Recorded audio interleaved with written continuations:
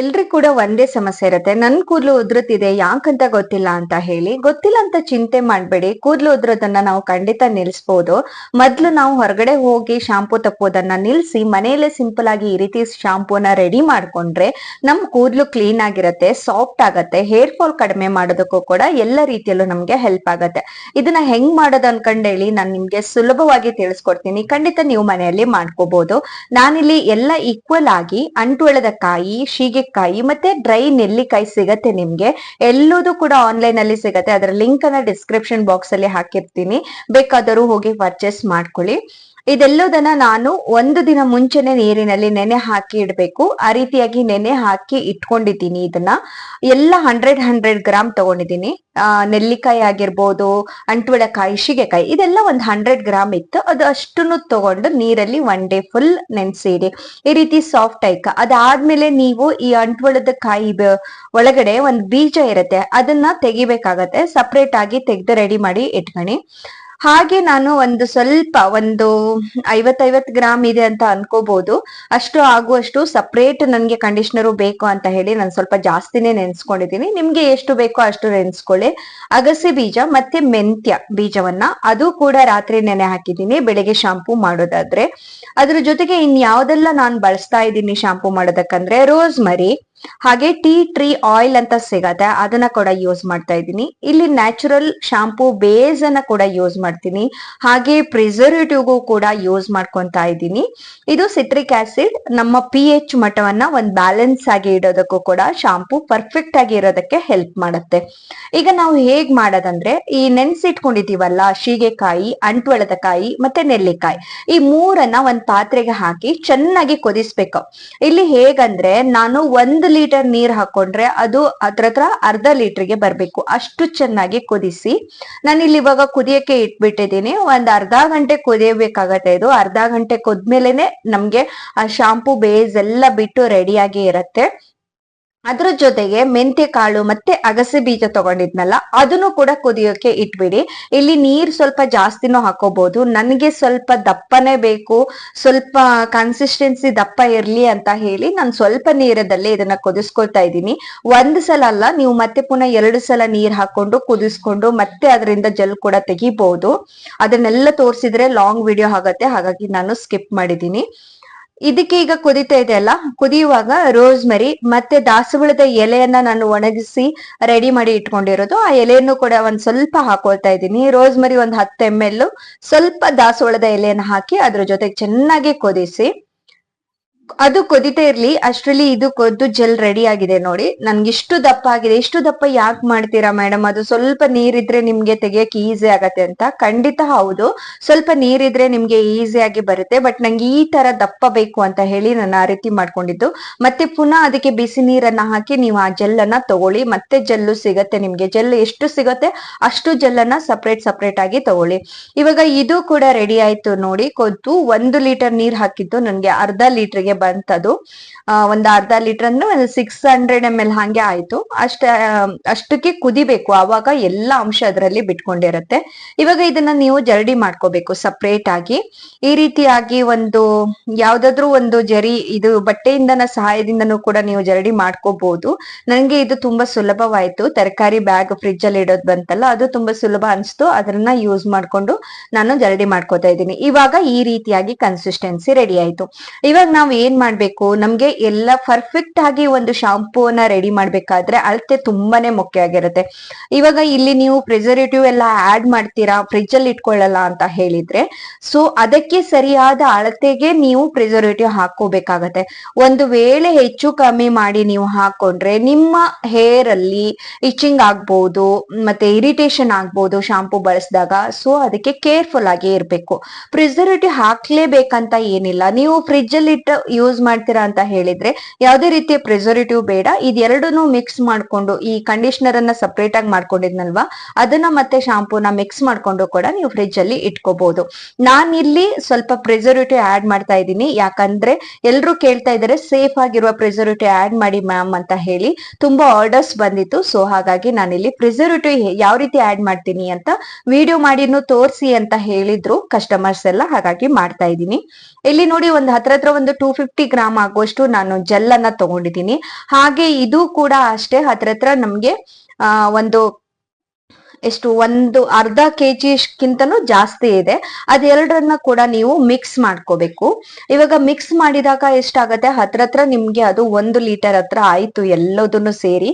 ನಾನು ಮತ್ತೆ ಪುನಃ ಶಾಂಪೂದು ಬೇಸನ್ ನೀರನ್ನ ಹಾಕೊಂಡಿದ್ದೆ, ಹಾಗಾಗಿ ಹತ್ರ 1 ಲೀಟರ್ ಇದೆ. ಇದು 1 ಲೀಟರ್ ಆಗಿದೆ. ಇದು ಈಗ 1 ಲೀಟರ್ಗೆ ನಿಮ್ಗೆ ಚಿಟಿಕೆ ಆಗುವಷ್ಟು ಸಿಟ್ರಿಕ್ ಆಸಿಡ್ ಅನ್ನ ನಾನು ಹಾಕ್ತಾ ಇರೋದು. ಇವಾಗ ಜಾಸ್ತಿ ಇದನ್ನ ಮಿಕ್ಸ್ ಮಾಡಬಾರ್ದು, ಸ್ವಲ್ಪ ಲೈಟ್ ಆಗಿ ನಿಧಾನಕ್ಕೆ ಮಿಕ್ಸ್ ಮಾಡ್ಕೊಳ್ಳಿ. ಮತ್ತೆ ಸ್ಕಿನ್ ಮೇಲೆಲ್ಲ ಬೀಳ್ಸ್ಕೋಬೇಡಿ, ನಿಧಾನ ಆರಾಮಾಗಿ ನೀವು ಇದನ್ನ ಮಾಡ್ಕೋಬೇಕಾಗತ್ತೆ. ತುಂಬಾ ಜಾಗರೂಕತೆಯಿಂದ ಮಾಡಿ ಇದನ್ನ.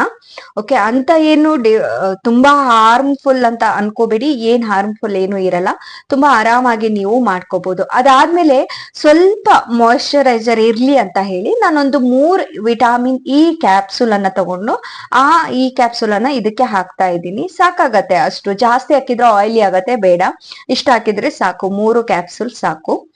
ಈ ರೀತಿಯಾಗಿ ಹಾಕೊಂಡು ಸ್ವಲ್ಪ ಅದನ್ನ ಲೈಟ್ ಆಗಿ ಮಿಕ್ಸ್ ಮಾಡ್ಕೊಳ್ಳಿ. ಒಮ್ಮೆ ಯೂಸ್ ಮಾಡಕ್ಕೆ ನೀವು ಶುರು ಮಾಡಿದ್ರೆ ಅಂತ ಹೇಳಿದ್ರೆ ಮತ್ತೆ ನೀವು ಮಾರ್ಕೆಟಿಗೆ ಹೋಗಲ್ಲ. ಅದೇ ರೀತಿ ಹೇಗಾದ್ರೂ ಮಾಡಿ ನಾನು ಮನೆಯಲ್ಲೇ ಮಾಡ್ಕೋಬೇಕಪ್ಪ ಅಂತ ಹೇಳಿ ಅಷ್ಟು ಟ್ರೈ ಮಾಡ್ತೀರಾ. ಯಾಕಂದ್ರೆ ಕೂದ್ಲು ಒಂದೊಳ್ಳೆ ಆರೋಗ್ಯಕರವಾಗಿರತ್ತೆ, ನಿಮ್ಗೆ ಆರೋಗ್ಯಕರವಾದ ಶೈನಿ ಕೊಡತ್ತೆ, ಕೂದ್ಲು ಉದ್ರೋದು ಖಂಡಿತ ಕಡಿಮೆ ಆಗತ್ತೆ ಅಂತ ನಾನು ಹೇಳ್ಬೋದು. ಯಾಕಂದ್ರೆ ನನ್ಗೆ ಸಿಕ್ಕಿದಂತ ರಿಸಲ್ಟ್ ತುಂಬಾ ಚೆನ್ನಾಗಿದೆ. ನನ್ ಮಗಳಿಗೂ ಕೂಡ ಯೂಸ್ ಮಾಡ್ತಾ ಇದ್ದೀನಿ, ಕೂದ್ಲು ಶೈನಿ ಆಗಿದೆ, ಮತ್ತೆ ಬೇಗ ಲೆಂತ್ ಕೂಡ ಆಗತ್ತೆ. ನಿಮ್ಗೆ ಕೆಲವರಿಗೆ ಕೂದಲು ಉದ್ದ ಬೆಳೆಯೋದೇ ಇಲ್ಲಲ್ವಾ, ಅದಕ್ಕೂ ಕೂಡ ಹೆಲ್ಪ್ ಮಾಡತ್ತೆ ಈ ಶಾಂಪೂ.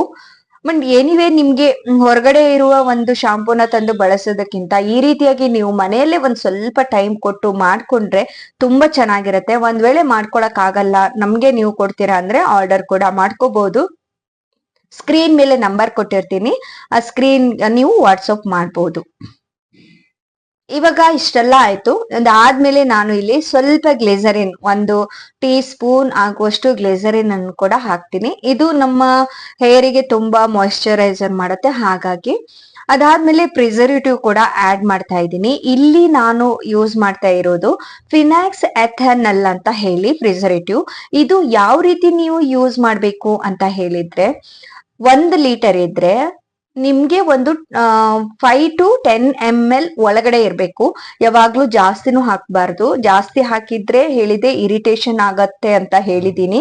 ತುಂಬಾ ಕೇರ್ಫುಲ್ ಆಗಿ ಅಳತೆ ಪ್ರಕಾರ ನೋಡ್ಕೊಂಡು pH ಬ್ಯಾಲೆನ್ಸ್ ಇರುವ ಹಾಗೆ ಮಾಡ್ಬೇಕು. ನಾನಿಲ್ಲಿ ಶಾಂಪೂನ pH ಬ್ಯಾಲೆನ್ಸ್ ಎಲ್ಲದನ್ನ ಚೆಕ್ ಮಾಡ್ತೀನಿ.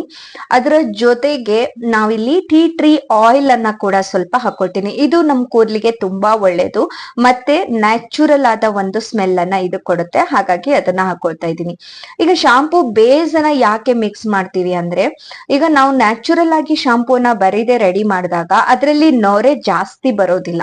ನೊರೆ ನಿಮ್ಗೆ ಜಾಸ್ತಿ ಬೇಕು ಅಂತ ಹೇಳಿದ್ರೆ ಸ್ವಲ್ಪ ನ್ಯಾಚುರಲ್ ಆಗಿರುವ ಪ್ಲೇನ್ ಶಾಂಪೂ ಬೇಸ್ ಅನ್ನ ಯೂಸ್ ಮಾಡೋದ್ರಿಂದ ಯಾವುದೇ ರೀತಿಯ ಎಫೆಕ್ಟ್ ಆಗಲ್ಲ ಅಂತ ಹೇಳ್ಬೋದು. ಹಾಗಾಗಿ ನಾನಿಲ್ಲಿ ಒಂದು ಲೀಟರ್ಗೆ ಒಂದು ಅರ್ಧದಷ್ಟು ಅಂದ್ರೆ ಅರ್ಧ ಕೆಜಿ ಆಗುವಷ್ಟು ಶಾಂಪೂ ಬೇಸ್ ಅನ್ನ ಕೂಡ ಯೂಸ್ ಮಾಡ್ಕೋತಾ ಇದ್ದೀನಿ. ಅದನ್ನ ಇದ್ರ ಜೊತೆಗೆ ಹಾಕಿದ್ಮೇಲೆ ನೀವು ನಿಧಾನವಾಗಿ ಮಿಕ್ಸ್ ಮಾಡ್ಬೇಕು. ಜಾಸ್ತಿಯಾಗಿ ಕಲ್ಸೋದು, ಜಾಸ್ತಿಯಾಗಿ ಮಿಕ್ಸ್ ಮಾಡ್ತಾ ಇದ್ದಾಗ ಅದರ ನೊರೆ ಅಂಶ ಏನಿರುತ್ತೆ ಅದು ಜಾಸ್ತಿಯಾಗಿ ಬಿಡುತ್ತೆ. ಆ ರೀತಿ ಆಗ್ಬಾರ್ದು ಅಂದ್ರೆ ತುಂಬಾ ನಿಧಾನಕ್ಕೆ ಮಾಡ್ಬೇಕು. ಶಾಂಪೂ ಮಾಡೋದು ತಕ್ಷಣಕ್ಕೆ ಆಗಲ್ಲ, ತುಂಬಾ ಪ್ರೊಸೀಜರ್ ಇರತ್ತೆ. ಅದನ್ನ ನೋಡ್ಕೋಬೇಕು, ಹೇಗ್ ಮಾಡ್ಬೇಕು, ಯಾವ ರೀತಿ ಪ್ರಿಸರ್ವೇಟಿವ್ ಹಾಕ್ಬೇಕು, ಎಲ್ಲದನ್ನ ನೋಡ್ಕೊಂಡ್ರೆ ಖಂಡಿತವಾಗಿ ಮಾಡ್ಕೋಬಹುದು. ಮನೆಯಲ್ಲೇ ನೀವು ಫ್ರಿಜ್ ಅಲ್ಲಿ ಇಟ್ಕೊಂಡು ಯೂಸ್ ಮಾಡ್ತೀರಾ ಅಂದ್ರೆ ಇದು ಯಾವ ಸ್ಟೆಪ್ಸ್ ಬೇಕಾಗಿಲ್ಲ. ನೀವು ಏನ್ ಮಾಡೋದು, ಬಿಸಿ ಮಾಡೋದು, ಅದಕ್ಕೆ ಒಂದಿಷ್ಟು ಕಂಡೀಷನರ್ ಅಂದ್ರೆ ಮೆಂತ್ಯ ಮತ್ತೆ ಅಲವೇರಾ ಇದನ್ನೆಲ್ಲ ಹಾಕೊಂಡು ಮಿಕ್ಸ್ ಮಾಡ್ಕೊಂಡು ನೀವು ಕೂಡ ಯೂಸ್ ಮಾಡ್ಕೋಬಹುದು. ಆ ರೀತಿನೂ ಕೂಡ ಮಾಡಬಹುದು. ಯಾವುದೇ ರೀತಿ ಪ್ರಿಸರ್ವೇಟಿವ್ ಹಾಕ್ದೇನೆ ನೀವು ಫ್ರಿಜ್ ಅಲ್ಲಿ ಇಟ್ಟು ಯೂಸ್ ಮಾಡಬಹುದು. ಬಟ್ ನಾನಿಲ್ಲಿ ಪ್ರಿಸರ್ವೇಟಿವ್ ಹಾಕ್ತಾ ಇದ್ದೀನಿ. ಎಲ್ಲಾ ಕಸ್ಟಮರ್ಸ್ ಕೇಳ್ತಿದ್ದಾರೆ ನಮ್ಗೆ ಹೊರಗಡೆ ಇಟ್ಕೊಳ್ಳೋ ಆ ರೀತಿಯಲ್ಲೇ ಕೊಡಿ ಮ್ಯಾಮ್ ಅಂತ ಹೇಳಿ. ನಿಮ್ಗೆ ಈಗ ಪ್ರಿಸರ್ವೇಟಿವ್ ಯೂಸ್ ಮಾಡೋದ್ರಿಂದ ಏನಾಗತ್ತೆ ಅಂತ ಹೇಳ್ತೀನಿ. ಸಿಟ್ರಿಕ್ ಆಸಿಡ್ ನಾನು ಯೂಸ್ ಮಾಡಿದ್ದೀನಿ.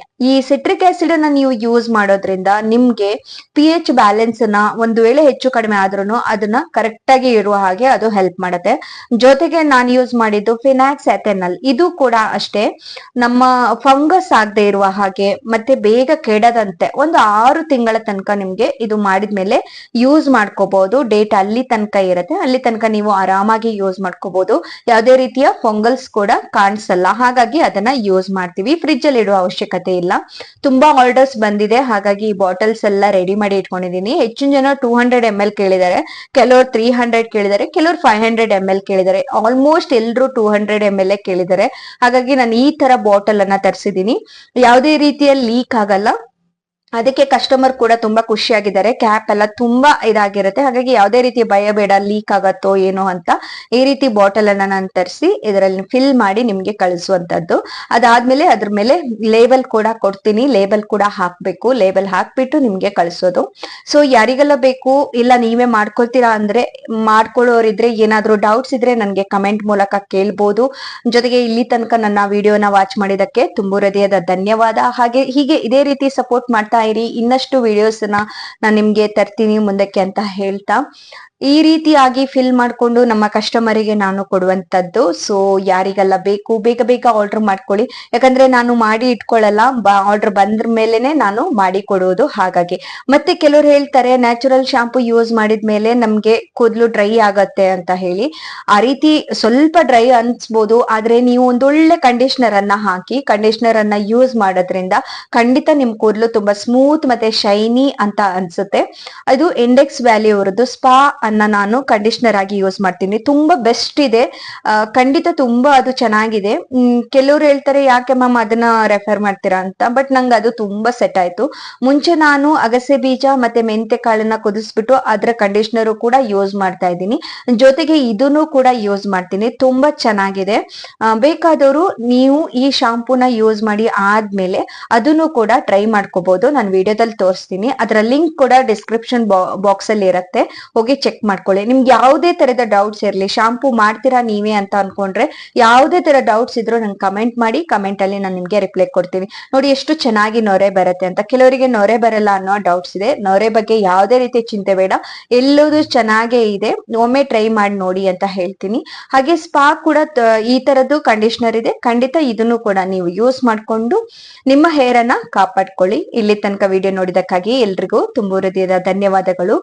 ನೆಕ್ಸ್ಟ್ ಇನ್ನೊಂದು ವಿಡಿಯೋದ ಜೊತೆಗೆ ನಾನು ನಿಮ್ಗೆ ಮತ್ತೆ ಸಿಗ್ತೀನಿ. ಅಲ್ಲಿ ತನಕ ಟೇಕ್ ಕೇರ್, ಬಾಯ್ ಬಾಯ್ ಫ್ರೆಂಡ್ಸ್.